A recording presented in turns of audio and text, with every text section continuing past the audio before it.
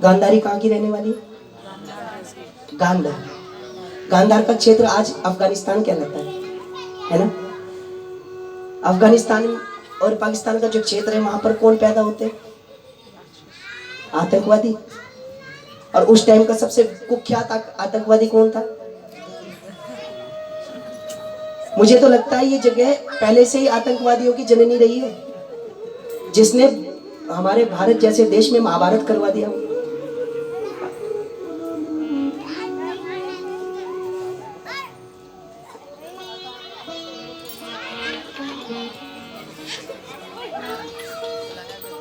वेद हमारा संस्कार है, शांति हमारी सीता है, हर रोज हमारा रामायण, हर रात हमारी गीता है। और जब तक रहती है शांति तो हम हैं केवल भारत, और जब प्रणय युद्ध छिड़ जाता है तो भारत बन जाता है महाभारत। मैं आपसे निवेदन कर रहा था कि दुर्योधन की जंगा पर वार हुआ और आज वो विक्षिप्त स्थिति में पड़ा हुआ रो रहा है। अश्वत्थामा द्रोणाचार्य जी का पुत्र आकर के एकदम दुर्योधन को कहने लगा बुरे वचन। अरे भैया, तुमने हर उस व्यक्ति को सेनापति बनाया जो पांडवों को चाहता था मन से जीत जाए। दुर्योधन ने पूछा कौन? भीष्म पितामह मन से चाहते थे पांडव जीत जाए।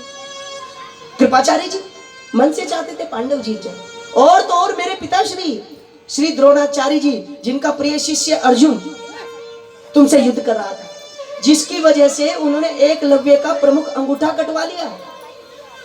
तुमने उनको सेनापति बनाया, पर एक बार भी अपने मित्र को सेनापति नहीं बनाया। ये जो राजनीतिक लोग हैं ये इसी प्रकार के वार्तालाप करते हैं।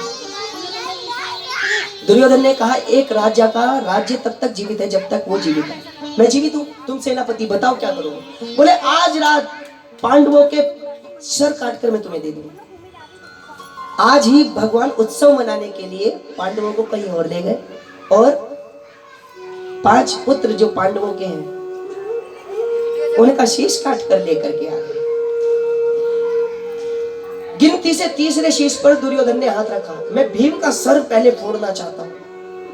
अब तीसरे नंबर के भाई हैं भीम जी, तो उसने गिनती देखी 1 2 3, बीच का सर ये भीम का ही होगा।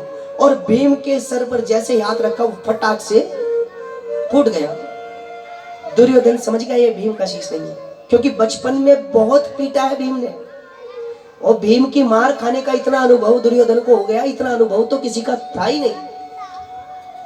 दुर्योधन ने कहा अरे क्या किया तुम अश्वत्थामा, तूने क्या किया? अरे हमारे मरणोपरांत हमें पानी देने वाला तो कोई था, तूने उसको भी खत्म कर दिया। आज रिश्तों का पहले के जैसा अर्थ नहीं है। मरने के बाद तर्पण मिल जाए ऐसी भी कोई शर्त नहीं है। और तूने तो जीवित में मेरी स्थिति खराब कर दी। इस दुख में दुर्योधन इधर द्रौपदी विलाप कर रही है। द्रौपदी रो रही है। अर्जुन ने कहा द्रौपदी चिंता मत करो, जिस व्यक्ति ने इन पुत्रों का वध किया है मैं उसको छोड़ूंगा। हे केशव, रथ सजाए, आज हम अश्वत्थामा को मार देंगे। गुप्तचरों ने बताया अश्वत्थामा को मैंने आते देखा था। द्रौपदी विलाप करते करते भगवान से बोली प्रभु आपकी यही इच्छा थी? भगवान बोले जो ठाना है मैंने वो मैं करके दिखाऊंगा, और सबको मार कर भी धर्म को राज्य दिलाऊंगा। तो विलाप मत कर द्रौपदी, अगर मुझे और भी लोगों को मरवाना पड़ा ना मैं मार दूंगा, पर धर्म की स्थापना अवश्य होगी। यह अवश्यंभावी था। और अगर मैं इनको लेकर ना जाता तो आज तेरी मांग का सिंदूर उजड़ जाता। और एक स्त्री तब तक जीवित है जब तक उसका स्वामी उसके साथ है। उसका सौभाग्य, उसके शीश का सम्मान, उसका मान सम्मान सब कुछ उसके पति से है, ना कि उसके पुत्र पुत्रियों से। तुम्हारे सुहाग भी हैं, पुत्र का दुख तुम सह जाती लेकिन पति का दुख।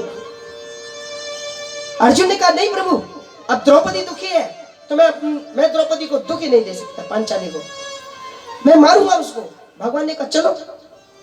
युद्ध हुआ, अश्वत्थामा युद्ध करने लगा, युद्ध में ब्रह्मास्त्र छोड़ा। अर्जुन जी घबरा गए। भगवान ने फिर उपदेश किया, 700 श्लोकों की गीता सुनाई है तुम्हें, भूल गए? अरे शक्ति की काट शक्ति, जहर की काट जहर। अगर ब्रह्मास्त्र उसने छोड़ दिया तो तुम बुलाना जानते हो। एक काम करो ना, तुम ब्रह्मास्त्र को छोड़ो और उसके अस्त्र को विक्षिप्त करो और फिर अपने ब्रह्मास्त्र को वापस बुला लो। उसको छोड़ना तो आता लेकिन बुलाना नहीं आता। ऐसा ही किया और अश्वत्थामा को बंदी बना लिया। भगवान ने कहा अगर अर्जुन मारना चाहता तो यही मार दे, अगर अश्वत्थामा को मारना चाहता है तो यही मार दे, क्योंकि वहां जाओगे तो मार। अर्जुन जी बोले नहीं, जिसका ये अपराधी है उसी के सामने इसकी मृत्यु हो। और सामने जाते ही तो द्रौपदी बोली, मुच्यता मुच्यतामेशा ब्राह्मणो नितरां गुरु। अरे ये ब्राह्मण पुत्र है, गुरु पुत्र है, इसको मारना अच्छी बात नहीं है। युधिष्ठिर जी ने द्रौपदी का समर्थन किया, पर भीम क्रोधित थे। भीम बोले अर्जुन अगर तुम मारते हो तो ठीक है, वरना मैं इसको मार दूंगा। अब अर्जुन के सामने स्थिति आ गई, मार दिया जाए या? आधे लोग कहते मार दो, आधे कहते, लेकिन धन्य है अर्जुन जो सब बातें भगवान से पूछ कर करते। लेकिन भगवान भी कुछ नहीं कह रहे। मानो भगवान कहना चाहते हैं किसी को सलाह देनी हो ना तो मांगने पर देना, बिना मांगे किसी को सलाह दोगे तो उसका मूल्य नहीं होगा। आजकल ऐसा ही होता है, प्रॉब्लम एक को होती है और डिस्कशन देने वाले 1000 होते हैं। होता है कि नहीं? ये तो राम जन्म में भी हुआ है। 4 जने वन में गए और उनको रास्ता दिखाने वाले 50। अब बोलो 50 लोग रास्ता दिखाएंगे तो 50 तरह का ही दिखाएंगे। सबकी मेंटेलिटी अलग अलग होती है, सबका मानसिक स्तर अलग अलग होता है। इसलिए कहते हैं भैया एक ही मार्ग पर चलो, समझाने वाला एक ही हो ना जीवन में है। सचिव वैद्य गुरु तीन जो, प्रिय बोल ही भय आस, और राज धर्म तन तीन करी हो ही बेग ही नास। भगवान से पूछा तो भगवान ने कहा ब्रह्म बंधुर न हंतव्यम आतताई बधीरहणा। आतताई को छोड़ना नहीं और ब्राह्मण को मारना नहीं। ये बोले कैसा न्याय? ये तो फिर वही स्थिति, मार दिया जाए। भगवान बोले नहीं, तुम समझे नहीं, ये आतताई है। मत्तम प्रमत्तम शिशुनाम,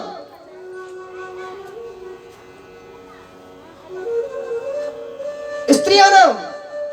इस प्रकार के जो संज्ञाएं हैं स्त्रियों को, मत्तम अपने आनंद में मग्न हो, प्रमत्तम जो असावधान हो, सोते हुए शिशु हो, ऐसे लोगों को जो मारे आतताई होता है, उसको छोड़ना नहीं। और ब्राह्मण की हत्या कब? जब वो सामाजिक रूप से बहिष्कृत हो जाए, अपमानित हो जाए। ब्राह्मण के जो मस्तक पर तेज होता है ना, उसके भजन का, गायत्री का, वो तब तक रहता है जब तक वो दूसरों के प्रति सम्मान की भावना रखता है। जब तक किसी पुरुष में वो भाई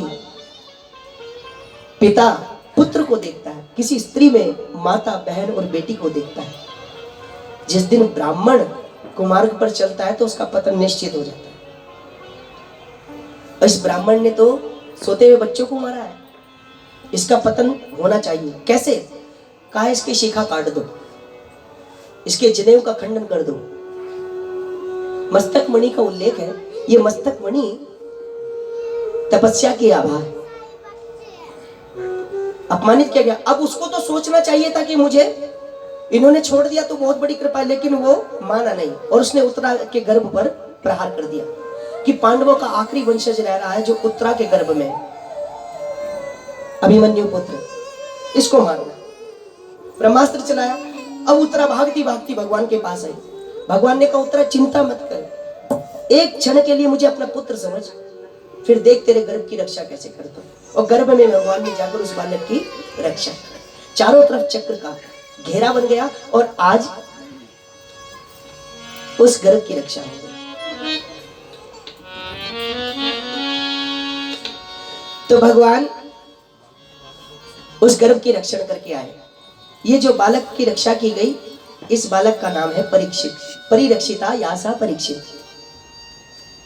और भगवान गर्भ में रक्षा करने के बाद कुंती माता को आशीर्वाद देते हैं। कुंती माता ने कहा कि तुम तो भगवान हो, तुमने हमारे दुख का हरण किया है, अब हम आपको वंदन करना चाहते हैं। भगवान ने कहा बुआ तुम मांगो, मुझसे क्या मांगती हो, अगर मुझे भगवान समझती हो। तो बुआ ने कहा मुझे दुख चाहिए।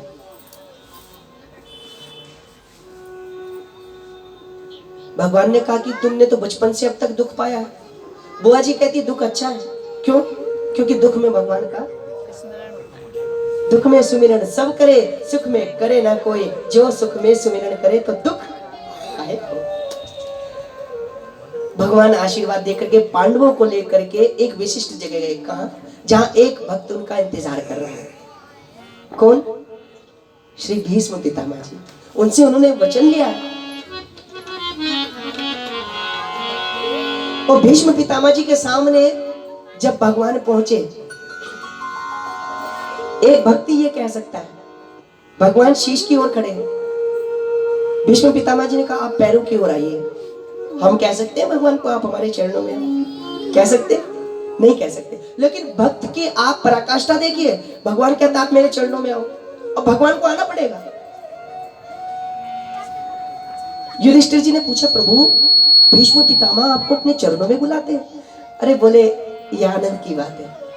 तो आप हमें कुछ समझवाने के लिए आए थे? नहीं, मैं तो भीष्म को दिया हुआ वचन निभाने आया था। जब भीष्म पितामह ने अर्जुन को मारने का संकल्प ले लिया, तो मैंने भीष्म पितामह को निवेदन किया। मैंने भीष्म पितामह को यह कहा था कि मैं तुम्हारे नाते अपनी प्रतिज्ञा तोड़ दूंगा, लेकिन अर्जुन को कुछ होना नहीं चाहिए। भगवान की कृपा वत्सलता तो देखिए कि भगवान अपने भक्त का वचन निभाने के लिए अपने वचन को तोड़ देते हैं। तब मैंने भगवान कहते तब मैंने भीष्म पितामह को यह कहा था कि जब अंत समय आएगा मैं तुम्हें दर्शन देने, इतना तो करना स्वामी जब प्राण तन से निकले, गोविंद नाम लेकर तब प्राण तन से निकले। श्री गंगा जी का तट हो, यमुना का बंशीवट हो, श्री गंगा जी का तट हो, यमुना का बंशीवट हो, मेरा सावरा निकट हो, जब प्राण तन से निकले। गोविंद नाम लेकर मेरे प्राण तन से निकले। उस वक्त जल्दी आना, नहीं नाथ भूल जाना, उस वक्त जल्दी आना, नहीं नाथ भूल जाना। राधे राधे राधे को साथ लाना, जब प्राण तन से निकले। गोविंद नाम लेकर ये प्राण तन से निकले। जब कंठ प्राण आए, कोई रोग ना सताए, जब कंठ प्राण आए, कोई रोग ना सताए,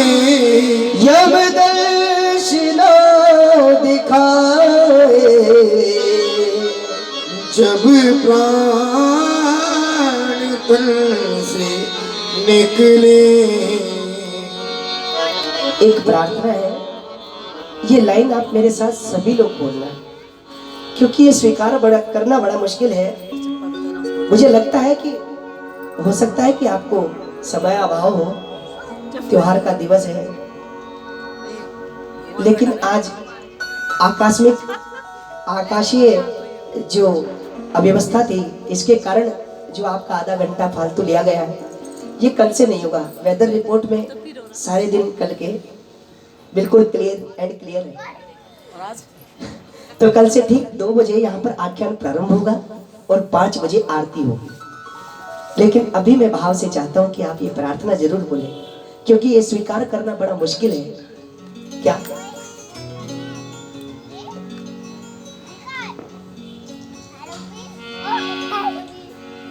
एक भक्त की है अर्जी, खुद गर्ज की है गर्जी। सचमुच हम इतने खुदगर्ज हैं कि मतलब से भगवान को याद करते हैं। कभी बिना कारण भी अगर हम भगवान को याद करें तो मैं आपको विश्वास दिलाता हूं, भगवान सचमुच करती है ना। राधा रानी आपके साथ लीलाएं करती है ना, तब करती हैं जब आप उनको प्रेम से पुकारते हैं, बिना किसी मनोकामना की सिद्धि के। मद भक्ता यत्र गायन्ति तत्र तिष्ठामि नारदा। अगर मतलब से बुलाया तो भगवान कहते हैं बताओ कितनी छोटी सोच है, मैं इसको क्या देना चाहता था और ये क्या लेकर मान रहा है। हाँ, इसलिए बड़े प्रेम से बोलना। एक भक्त की है अर्जी, खुद गर्ज की है गर्जी। आगे तुम्हारी मर्जी। जब प्राण तन से निकले, गोविंद नाम लेकर ये प्राण तन से निकले। तुम हमारे थे प्रभु जी, तुम हमारे हो, तुम हमारे प्रभु ओ मेरे प्रियतम। हमारे थे प्रभु जी, तुम हमारे हो, तुम हमारे हो, ओ मेरे भगवान। हम तुम्हारे थे प्रभु जी, हम तुम्हारे हैं, हम तुम्हारे रहेंगे ओ मेरे प्रियतम। हम तुम्हारे थे प्रभु जी, हम तुम्हारे हैं, हम तुम्हारे ही रहेंगे ओ मेरे भगवान। जय हो बलिहारी बलिहारी सभी प्रेम से।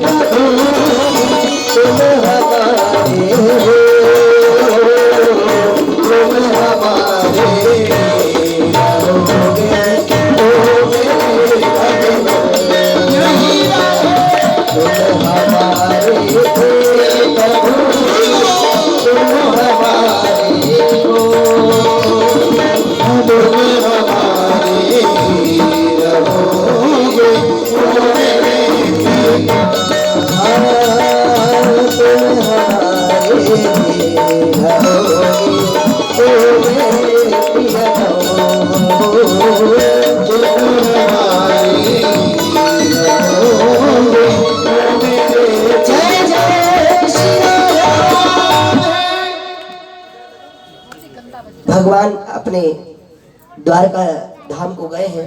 जब वापस आए तो अर्जुन ने बताया भगवान ने प्रयाण कर लिया।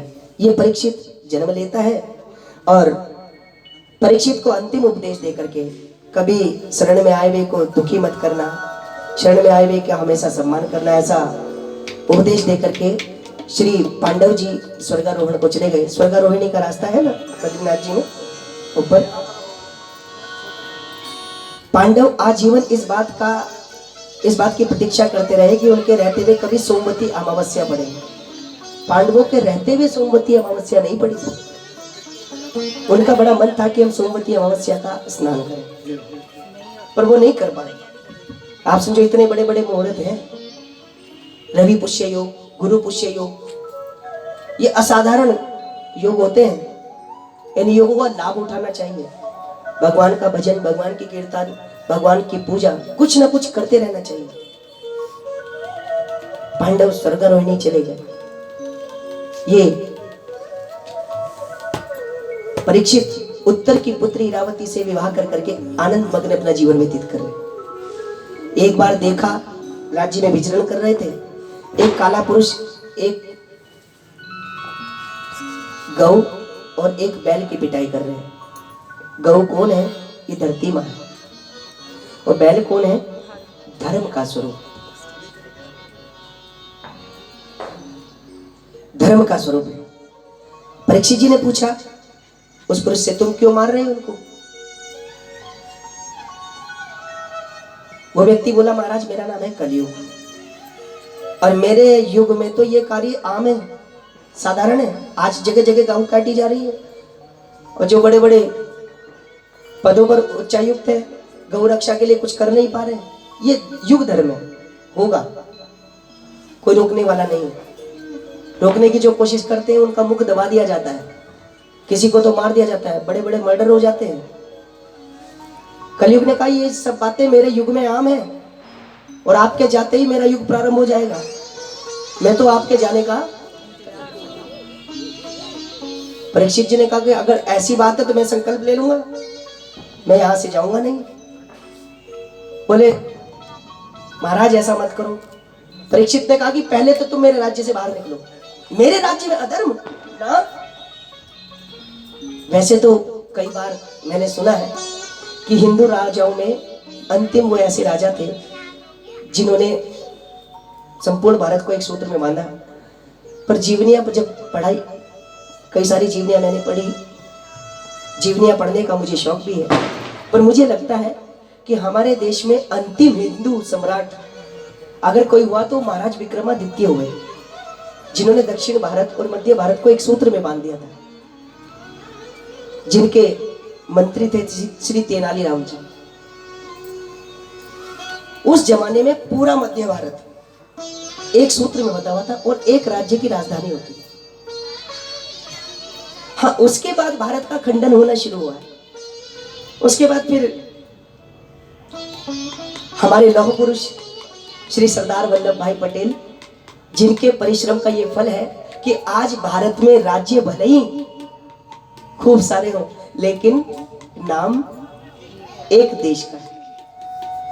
तो हम ये भी कह सकते हैं कि उन सम्राटों के बाद हमारे भारत के लौह पुरुष श्री सरदार वल्लभ भाई पटेल भी अंतिम हिंदू शासकों में आते हैं, जिन्होंने संपूर्ण भारत को एक सूत्र में बांध दिया। श्री परीक्षित जी कलयुग को भगाना चाहते हैं, पर कलयुग ने बड़ी युक्ति से काम लिया। जो समाज का अहित करना चाहता है, साम दाम दंड भेद सारी नीति जानता है, कलयुग ने सोचा कि ये डांटने डपटने से तो मानने वाले नहीं। हाथ जोड़कर बोले, महाराज मैं तो शरणागति हूं आपकी, आप मुझे दंडित मत करना। देखो मेरा कर्तव्य है कि मैं आपके राज्य में रहूं, मैं प्रेरित होकर आया हूं। किससे? काल से। मुझे आना पड़ेगा, आप मुझे शरणागति तो दो, आप तो महान राजा हैं। अब शरणागत की रक्षा करनी, ये तो उनको सीख मिली है। सीख कैसे चुके? तो उन्होंने कहा ठीक है रह लो। कहा? द्यूतम पानम स्त्रिया सोना, जहां मदिरा पान होती हो, जहां पर जुआ खेला जाता हो, वैश्यावृत्ति होती हो, अन्याय होता हो। कलयुग बोला, महाराज आपने जो जगह दी ये तो सब ठीक है, लेकिन मेरे घर में रिश्तेदार भी होंगे, मेहमान भी होंगे, कम से कम एक अच्छा कमरा तो हो। जब हम घर बनाते हैं तो हम स्पेशल जो है ड्राइंग रूम बनाते हैं, लाखों रुपया खर्च कर देते हैं। क्यों? कि कोई आने वाला बैठे तो कहे भाई साहब आपकी बैठक का जवाब नहीं। लाखों रुपए का सोफा डाल देते हैं। क्यों? कि बैठने वाला कहे भाई साहब बहुत अच्छा बना है, कम से कम ड्राइंग रूम तो अच्छा दो, बेडरूम तो जैसा भी चलेगा। बेडरूम में तो कई बार अगर अंदर की पेंटिंग खराब हो जाए तो हम लोग आलस कर जाते हैं, अरे अंदर कौन आ रहा है। अच्छा, ड्राइंग रूम में लाने वाला हर व्यक्ति लायक भी नहीं होता। ड्राइंग रूम, ओ क्षमा करना, बेडरूम में वही व्यक्ति लाया जाता है जो बिल्कुल हमारा इंटरनली अटैच्ड होता है, बिल्कुल है। हर किसी को तो नहीं ला सकते। मेहमान तो ड्राइंग रूम में ही होते हैं, जो रिश्तेदार होते हैं वो अंदर आते सीधे बेडरूम में। माता जी ऐसा ही होता होगा। हाँ, कलयुग ने कहा कि चलो अंदर के घर की तो बात, रिश्तेदारों को तो मैं संभाल लूंगा, लेकिन आने वाले मेहमान जो है इनको कैसे देखूं, इनके लिए तो अच्छा। तो कहा कि चलो तुम्हें हम स्वर्ण में वास दे देते हैं। कौन से सोने में? गीता में भगवान कहते हैं धातु नाम कांचनम इदम परम, मैं धातुओं में कांचन यानी सोना हूं। भगवान स्वयं है, इसलिए भगवान का एक नाम है हिरण्यगर्भ।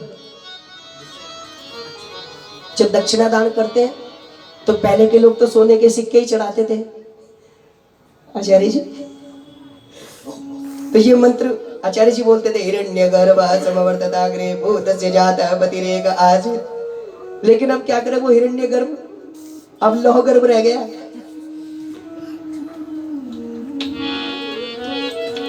तो भगवान सोने में, लेकिन जो अपयश का, जो चोरी का, जो अधर्म का सोना होता है, इसमें कलयुग का वास होता है। जरासंध का मुकुट जिसमें कलयुग बैठ गया, वही मुकुट परीक्षित जी ने अपने शीश पर रखा है। और आज शमीक मुनि का अपमान किया। उनके पुत्र श्रृंगी ने इनको श्राप दिया, ये राजा ने बड़ा अधर्म किया है। इसको 7वें दिन तक्षक नामक सर्प, जो इन सांपों का पूर्वज है, जो सांप शमीक मुनि के गले में डाले गए, इनको मार देगा। अब ये पता लगा राजा को गौरमुख नाम के 2 शिष्यों के द्वारा, और राजा परीक्षित सीधा शुक्रताल गया। शुक्रताल में महर्षि च्यवन, अत्रि, वशिष्ठ बड़े बड़े ऋषि हैं उस समय, लेकिन किसी ने उनके प्रश्न का उत्तर नहीं दिया। म्रियमाणम कथम क्रियम, जल्दी मरने वाले को क्या करना चाहिए। इतने में भगवान शुकदेव को श्री नारद जी बुला कर लाए कि भागवत कथा को दुनिया में विचरण करना है ना, तो सबसे बढ़िया तरीका है, हजारों संत बैठे अपने अपने शिष्यों को जाकर ये कथा सुनाएंगे। इसलिए नारद जी बुला करके लाए हैं। और नारद जी जब बुला कर लाए तो श्री सुखदेव जी आए हैं और उनको प्रणाम करके परीक्षित जी ने पूछा, अतः पृच्छामि संसिद्धि योगी नाम परमम गुरु। गुरुदेव, मैं आपसे पूछना चाहता हूँ, जल्दी मरने वाले को क्या करना चाहिए। सुखदेव जी ने कहा कि परीक्षित, तुमने जो प्रश्न पूछा है संसार के कल्याण के लिए पूछा है, लेकिन इस प्रश्न का उत्तर मैं कल तुम्हें ठीक 2 बजे दूंगा। ठीक है, कल 2 बजे के सत्र में। लेकिन क्षमा प्रार्थी हूं, मैं सब लोगों से निवेदन करता हूं, कल ठीक 2 बजे आख्यान शुरू हो जाए। 1:30 बजे यहाँ पर भजन होंगे, ठीक 2 बजे आख्यान शुरू हो जाएगा। मैं 1:45 बजे आकर के यहाँ पर आरती कराऊंगा। माता जी सभी लोग इस हिसाब से तैयार रहेंगे।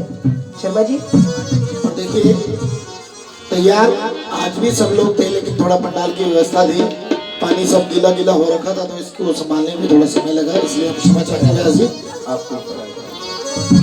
बोलो श्री सुखदेव जी महाराज की, श्री व्यास भगवान की। थोड़ा सा सुखदेव जी आए हैं, मंचासीन हुए, तो परिचित जी ने बड़ी सुंदर पूजा की है। थोड़ा सुखदेव जी का तिलक करेंगे, उसके पश्चात पावन आरती श्रीमद् भागवत जी की और साथ में श्री सुखदेव जी की सभी लोग प्रेम सहित गाएंगे। ओम हम डोल रहे थे वन में, सुध खो बैठे तन मन में। हम डोल रहे थे मन में, सुध खो बैठे तन मन में। हम डोल रहे थे मन में, खो बैठे थे तन में। हम तो डोल रहे थे मन में, सुध खो बैठे तन मन में। अमृत सुधा पिलाने वाले, अमृत सुधा पिलाने वाले, सच्ची राह बताने वाले, सच्ची राह बताने वाले। तुमको लाखों प्रणाम, तुमको लाखों प्रणाम, तुमको लाखों प्रणाम, तुमको लाखों प्रणाम। हर की कथा सुनाने वाले, हर की कथा सुनाने वाले, हर की राह दिखाने वाले, सच्ची राह दिखाने वाले। तुमको लाखों प्रणाम, तुमको लाखों प्रणाम, तुमको लाखों प्रणाम, तुमको लाखों प्रणाम।